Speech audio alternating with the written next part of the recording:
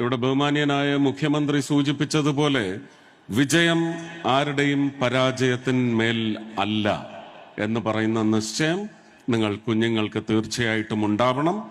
വിജയങ്ങൾ പ്രഖ്യാപിക്കപ്പെടുമ്പോൾ കണ്ണീര് ഇറ്റ് വീഴാം, പക്ഷെ അത് ആനന്ദാശ്രുക്കളായിരിക്കണം.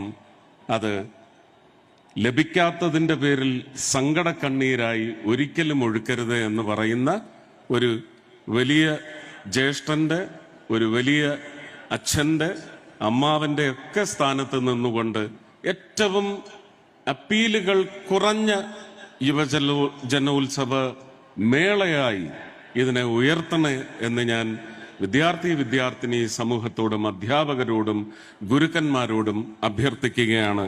മറ്റ് രാഷ്ട്രീയപരമായ പരാമർശങ്ങൾക്ക് ഇതിൻ്റെ ഒരു ഗരിമ, ഇതിൻ്റെ ഒരു അന്തസ്സ് നിലനിർത്തുന്നതിന് വേണ്ടി മറുപടി പറയാൻ വേണ്ടി ഞാൻ ഇവിടെ മുതിരുന്നില്ല. പക്ഷെ അതിനൊക്കെ വ്യക്തമായ ജനങ്ങൾക്കറിയുന്ന മറുപടിയുണ്ട്. ജനങ്ങൾക്ക് ഇതിൻ്റെ എല്ലാം പിന്നില് കാര്യങ്ങൾ വ്യക്തമായിട്ടറിയാം.